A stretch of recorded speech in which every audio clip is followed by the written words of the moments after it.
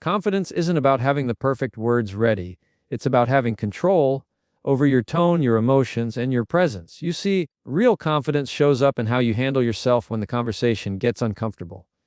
When someone interrupts, questions, or challenges you, the goal isn't to overpower them.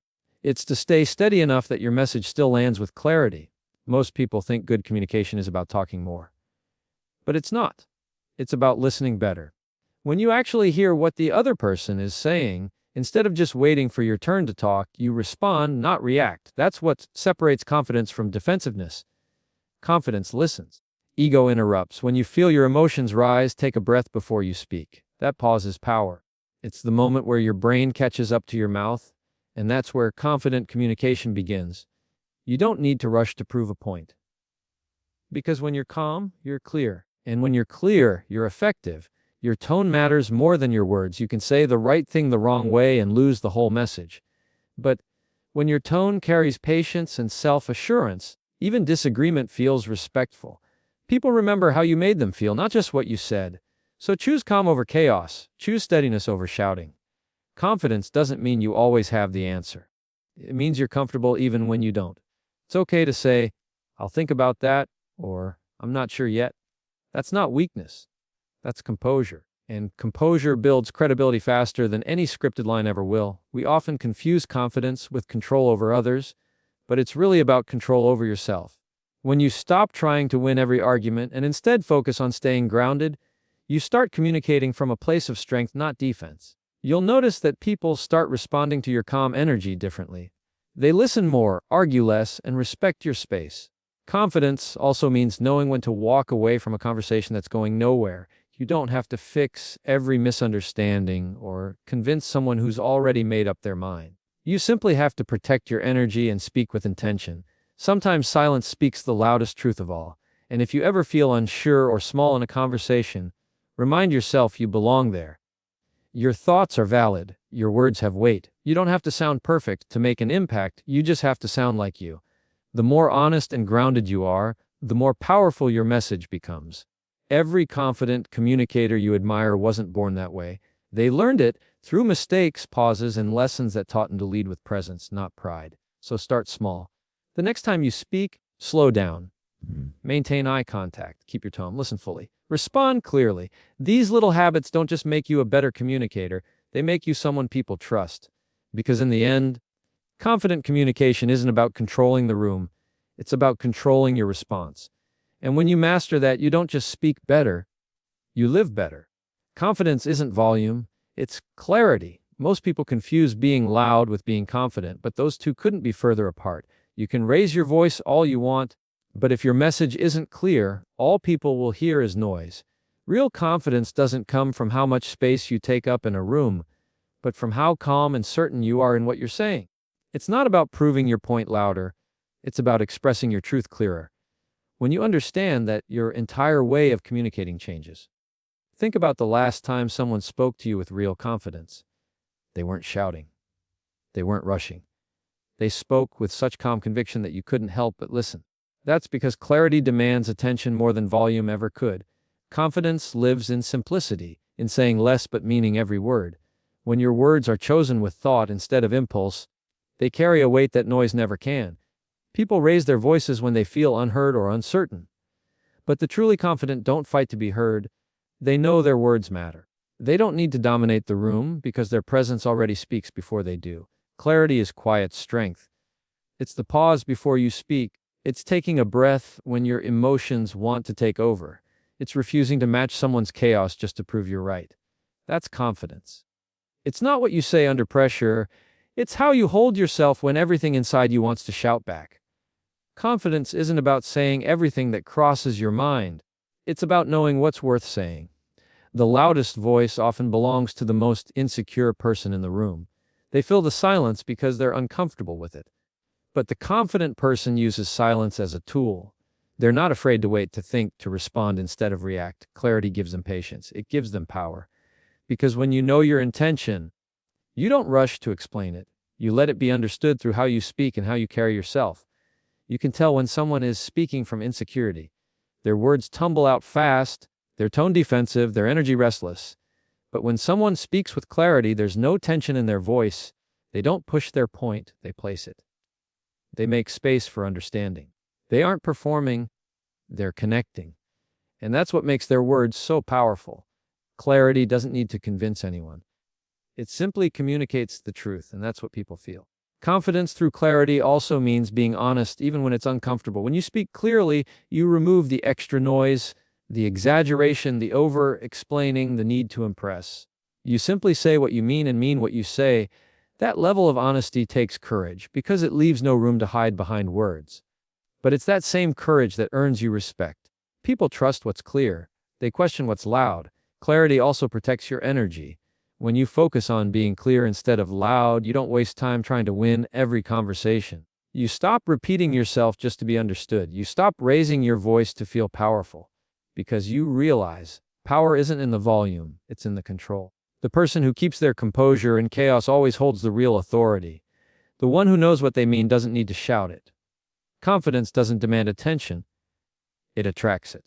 You don't have to chase people to listen when your words come from a grounded place. The quietest person in the room can often be the most influential one, simply because their presence isn't desperate. They speak when it matters, and they mean what they say. That kind of clarity cuts through the noise. It leaves an impression long after the conversation ends. True confidence is built on understanding, not aggression. It's not the sharpness of your tone, but the steadiness of your message that makes people take you seriously. The goal isn't to sound important, it's to sound certain. When your words align with your values, when your emotions serve your message instead of clouding it, that's when your communication becomes unshakable. You don't need to be the loudest to be remembered.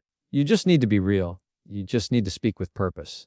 The moment you realize clarity is more powerful than noise, you stop competing for attention and start commanding respect.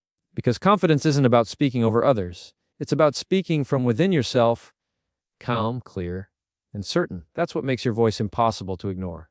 Pause before you reply.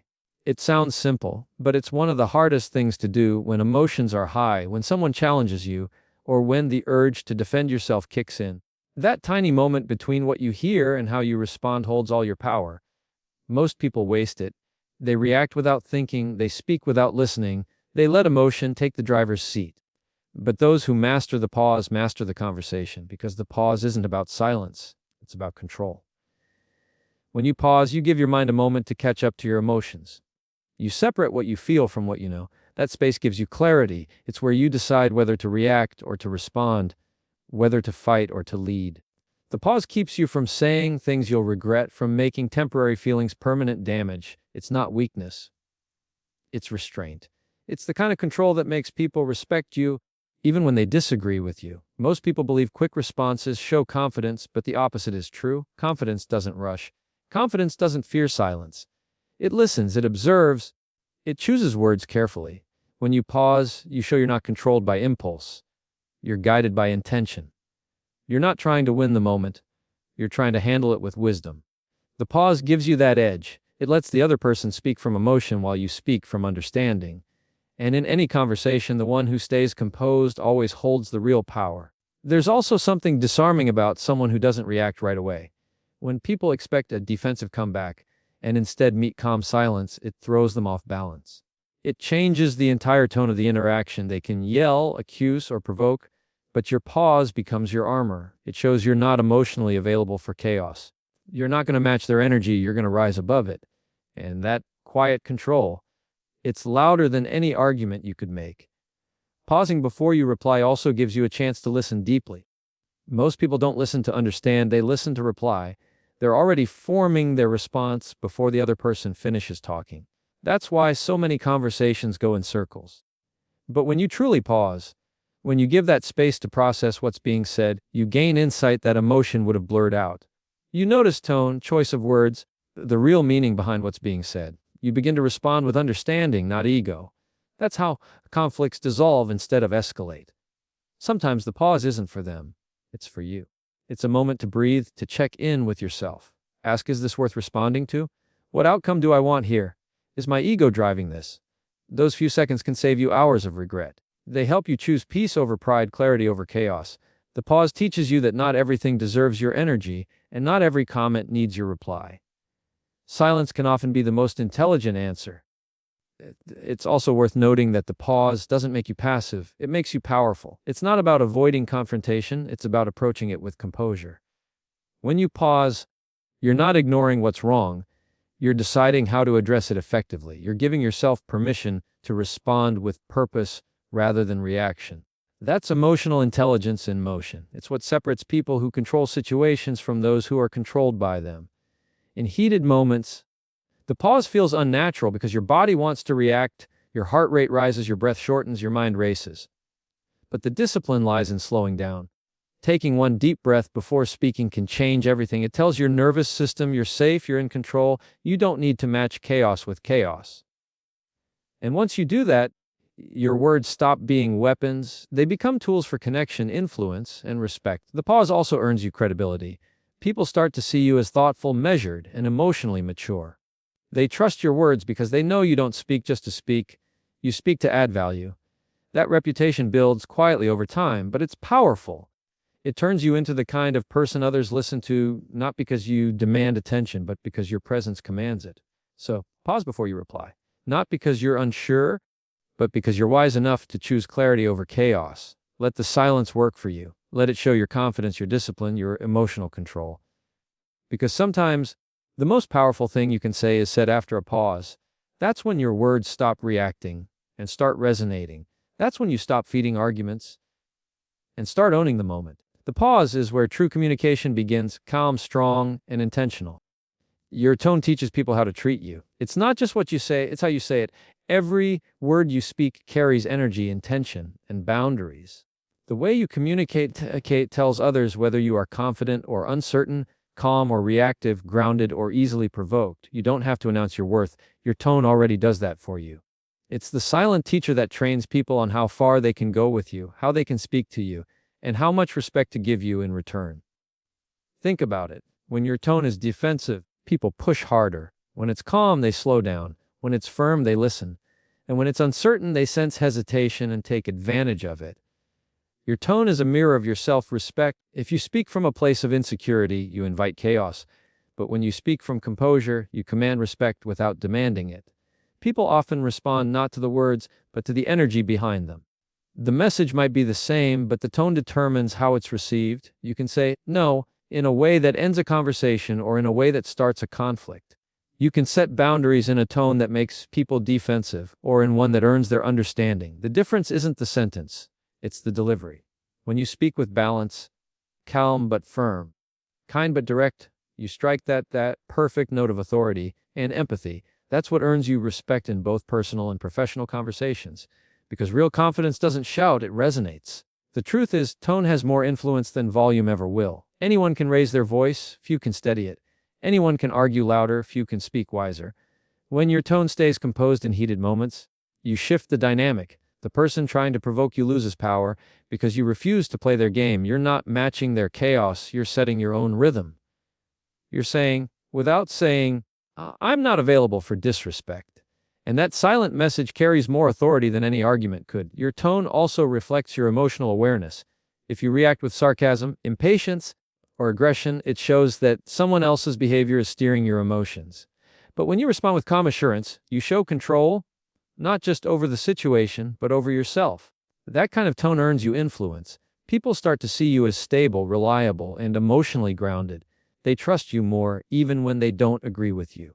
Because your tone tells them you won't lose control no matter what they throw at you. The way you speak is also how you teach people to speak back to you. If you allow condescension by responding passively, you train others that it's acceptable. If you meet disrespect with aggression, you teach them that chaos gets your attention. But when you meet hostility with calm assertiveness, you rewrite the script. You teach them that you won't engage at a level beneath your peace. Over time, people adapt to the energy you maintain. That's the quiet power of tone. It shapes the environment around you without force. Many people underestimate how much tone affects connection. You can have the right message but lose the moment if your tone is wrong. A harsh tone can make truth sound like attack. A gentle one can make correction feel like care. It's the emotional bridge between what you say and how it's understood. That's why awareness is everything. Before you speak, ask yourself, what emotion is driving my tone right now? Am I speaking from peace or from pride? because whatever energy you release will return to you in the same form. Your tone also sets the temperature in every room you enter. A calm tone cools tension. A kind tone invites openness. A confident tone commands respect. You don't have to be loud to be heard or mean to be respected. When your tone carries both strength and steadiness, people pay attention. They may not agree with you, but they'll think twice before dismissing you, because your presence will speak before your words even arrive. And here's the truth. Tone isn't about manipulation, it's about alignment. When your tone matches your intention, communication becomes clear. When it doesn't, confusion and conflict fill the gap. Speaking softly doesn't mean you're weak, and speaking firmly doesn't mean you're harsh. It means you know how to adjust your tone to fit the moment without losing your authenticity. It's a skill, and one that separates good communicators from great ones. Your tone teaches people how to treat you, but it also teaches you who you are becoming. The more you practice speaking with calm authority, the more you start to embody it. You begin to notice your power in conversations, not from dominating them, but from directing them. You stop reacting and start responding. You stop defending and start defining. Because at the end of the day, people might forget your exact words, but they'll always remember how your tone made them feel. So let it speak your strength, your peace, and your self-respect, even in silence. Confidence is built, not born. No one wakes up one day suddenly unshakable or immune to doubt. Confidence is the result of choices, habits, and the way you handle uncomfortable moments. It's something you earn by facing what scares you, not by avoiding it. The truth is, the people you think were born confident simply learned to act before they felt ready, to speak even when their voice shook, and to try even when fear whispered they couldn't. Confidence isn't a gift, it's a skill, and like any skill, it's built through repetition, failure, and growth. The first step to building confidence is understanding that you don't have to feel confident to act confidently. Waiting until you feel ready means you'll wait forever. Confidence grows from doing the uncomfortable things, from speaking up in that meeting, standing your ground in that argument, or simply saying no when it would have been easier to say yes. Each time you act with courage, your brain learns something new. I can handle this. And that belief compounds over time, becoming quiet strength. Confidence is not loud. It's not arrogance, ego, or performance. It's not the need to be the center of attention. Real confidence is calm. It's the steady presence of someone who knows their worth without having to prove it. It's built in moments when you choose honesty over people-pleasing, discipline over comfort, and self-respect over approval. Every time you choose integrity over validation, your foundation gets stronger. Confidence isn't in how others see you, it's in how you see yourself when no one's watching. Most people think confidence comes after success, but it's the opposite. Confidence is what allows success to happen. You can't grow if you don't believe you're capable of learning. You can't speak with conviction if you don't trust your own perspective. Building confidence means allowing yourself to fail without labeling yourself as a failure. It's about showing up, doing the work, and realizing that your worth isn't tied to any single outcome. Because once you stop needing everything to go perfectly, you free yourself to take more risks. And that's where growth happens. One of the biggest killers of confidence is comparison. When you measure your progress against someone else's highlight reel, you rob yourself of seeing how far you've come. The truth is, everyone's timeline is different. The person you're comparing yourself to might have been working quietly for years before they got where they are. Confidence means trusting your own pace. It means saying, I may not be there yet, but I'm building something solid right here. You stop trying to be impressive and start trying to be consistent. Confidence also comes from keeping promises to yourself. Every time you do what you say you will, you build self-trust. When you say you'll get up early, show up for your goals, or speak your truth, and you follow through, your brain learns that your word matters. That's how you build internal respect. It's not the big wins that create lasting confidence. It's the small daily decisions that align with your values. Consistency builds credibility, and credibility turns into confidence. But confidence isn't built by comfort. It's built by friction. The uncomfortable moments that test your patience, resilience, and composure. You grow confident not because life gets easier, but because you get stronger. You stop being afraid of being wrong because you've been wrong before and survived it. You stop fearing rejection because you've faced it and realized it doesn't define you. Each challenge becomes proof that you're capable of more than you thought. And when you finally understand that confidence isn't perfection, it becomes easier to build. Confident people still doubt themselves. They just don't let that doubt make their decisions. They still feel fear. They just don't let it silence them. Confidence isn't about always feeling sure. It's about taking the next step even when you aren't. It's choosing growth over comfort, truth over image, and persistence over quitting. You build confidence when you learn to regulate your emotions. When you can stay calm under pressure, you communicate that you're in control, not just to others, but to yourself.